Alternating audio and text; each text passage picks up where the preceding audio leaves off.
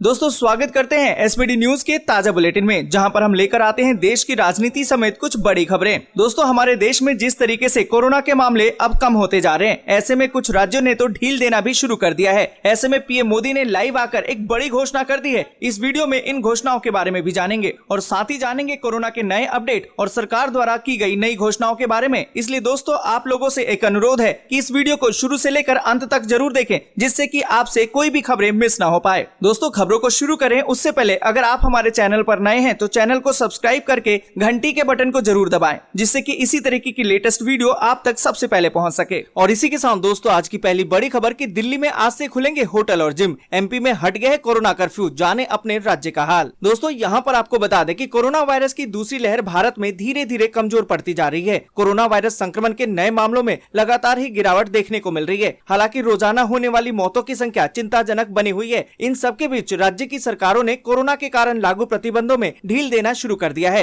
दिल्ली की बात करें तो सोमवार से होटल, बैंक्वेट हॉल ये सब खोलने वाले हैं और शादी समारोह आयोजित करने की छूट भी दी जाएगी। वहीं राजस्थान सरकार ने लॉकडाउन में और ढील देने का फैसला किया है, जबकि मध्य प्रदेश सरकार ने रविवार को कोरोना कर्फ्यू हटाने का फैसला लिया है। और इसी के साथ दोस्तों अगली बड़ी खबर की एम्स के प्रमुख ने कहा कि बच्चों के लिए स्कूलों को फिर से खोलना होगा, टीकाकरण ही है आखिरी रास्ता। दोस्तों यहाँ पर आपको बता दें कि अखिल भारतीय आयुर्विज्ञान संस्थान के प्रमुख डॉक्टर रणदीप गुलेरिया ने कहा कि बच्चों के लिए कोविड-19 टीकों की उपलब्धता एक महत्वपूर्ण उपलब्धि होगी और इससे स्कूल खुलने और उनके लिए बाहर की गतिविधियों के लिए मार्ग प्रशस्त होगा। उन्होंने कहा कि भारत बायोटेक के टीके कोवैक्सीन के 2 से 18 साल आयु वर्ग के बच्चों पर किए गए दूसरे और तीसरे चरण के परीक्षण के आंकड़ों के सितंबर तक आने की उम्मीद है। और इसी के साथ दोस्तों अगली बड़ी खबर की 1 अक्टूबर से बढ़ जाएगा आपके किचन का खर्च। एलपीजी की कीमतों में होने वाली है भारी बढ़ोतरी। दोस्तों यहाँ पर आपको बता दें कि अंतर्राष्ट्रीय बाजार में नेचुरल गैस की कीमतों में तेजी का रुख बरकरार है। इसका असर जल्द ही घरेलू खनन क्षेत्रों से उत्पादित गैस पर भी दिखाई देगा। सरकार 1 अक्टूबर को घरेलू गैस की नई कीमतें जारी करने वाली है और खास बात तो ये है कि एलपीजी की कीमतों में 60% तक बढ़ोतरी हो सकती है। 3 दिन में बदलने वाले हैं ये नियम। क्या होगा आम आदमी के जीवन पर इसका असर? दोस्तों यहाँ पर आपको बता दें कि अगले 3 दिन यानी कि 1 जुलाई से आपकी लाइफ से जुड़े अहम नियमों में बदलाव होने वाला है, जिनका आपके घर के बजट पर सीधा असर पड़ने वाला है। आपको पता ही होगा कि हर महीने की पहली तारीख को एलपीजी सिलेंडर यानी कि रसोई गैस की कीमतें बदलती है। साथ ही आपको बता दें कि एसबीआई बैंक के एटीएम से अब पैसा निकालने और चेक को लेकर भी नियम बदलने वाले हैं। दोस्तों यहाँ पर आपको बता दें कि 1 जुलाई को एलपीजी सिलेंडर यानी कि रसोई गैस की नई कीमतें जारी होंगी और हर महीने की पहली तारीख को ऑयल कंपनियां रसोई गैस की कीमतें तय करती हैं। जुलाई में देखना होगा कि कंपनियां रसोई गैस और कमर्शियल सिलेंडर की कीमतें बढ़ाती हैं या नहीं। वहीं आपको बता दें कि देश का सबसे बड़ा पब्लिक सेक्टर बैंक एसबीआई अपने एटीएम से पैसा निकालने, बैंक ब्रांच से पैसा निकालने और चेकबुक को लेकर नियमों में बदलाव करने वाला है और ये नियम भी अगले महीने की 1 जुलाई से लागू हो जाएगा। और साथ ही आपको बता दें कि कैनरा बैंक 1 जुलाई 2021 से सिंडिकेट बैंक का आईएफएससी कोड बदलने जा रहा है। सिंडिकेट बैंक के सभी कस्टमर को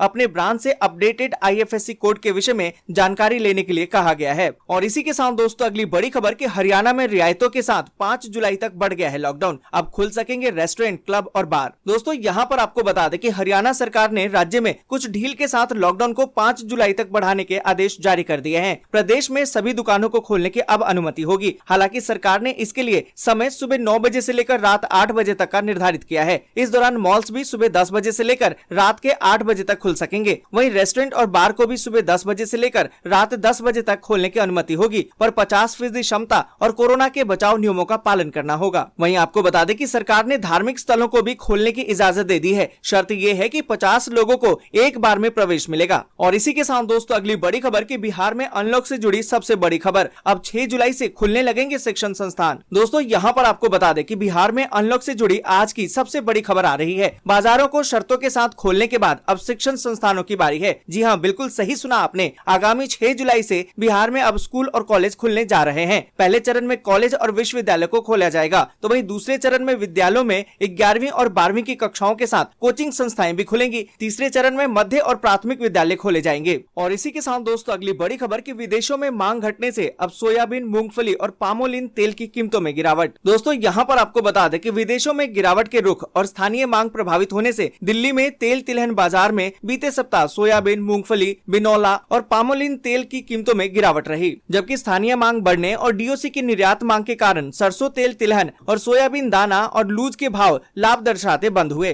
दोस्तों आगे बढ़े उससे पहले आप लोगों से एक छोटी सी रिक्वेस्ट है, इस वीडियो को लाइक और अपने दोस्तों के साथ शेयर करना बिल्कुल भी ना भूलें, क्योंकि आपका लाइक और शेयर ही हमारी मेहनत का फल होता है। और इसी के साथ दोस्तों अगली बड़ी खबर कि 12,000 खातों में गलत तरीके से जा रही थी किसान सम्मान निधि, अब हो सकती है इसकी वसूली। दोस्तों यहाँ पर आपको बता दें कि उत्तर प्रदेश के बिजनौर जिले में 12,000 से ज्यादा किसानों के खाते में प्रधानमंत्री किसान सम्मान निधि योजना की किस्त जा रही थी और ये खाते अब शासन द्वारा पकड़ लिए गए हैं। इन खातों में किस्त जाने पर रोक तो लगा दी गई है, पर आपको बता दें कि सम्मान निधि का पैसा अब इनसे वसूला जाएगा। और इसी के साथ दोस्तों अगली बड़ी खबर कि दिल्ली में बीते 24 घंटे में कोरोना के 89 नए मामले, जबकि 4 लोगों की मौत। दोस्तों यहाँ पर आपको बता दें कि दिल्ली में बीते 24 घंटे में कोरोना के 89 नए मामले सामने आए और 4 लोगों की मौत हो गई। इस दौरान 285 लोग स्वस्थ भी हो गए। और साथ ही आपको बता दें कि अरुणाचल प्रदेश में 287 नए मामले दर्ज किए गए पर 2 मरीजों की मौत हो गई। वहीं उड़ीसा में भी बीते 24 घंटे में 3,408 नए मामले दर्ज किए गए, जबकि 39 लोगों की मौत हो गई। और इसी के साथ दोस्तों अगली बड़ी खबर कि कोविड वर्किंग ग्रुप के चेयरमैन ने कहा कि 12 से 18 साल के उम्र के बच्चों को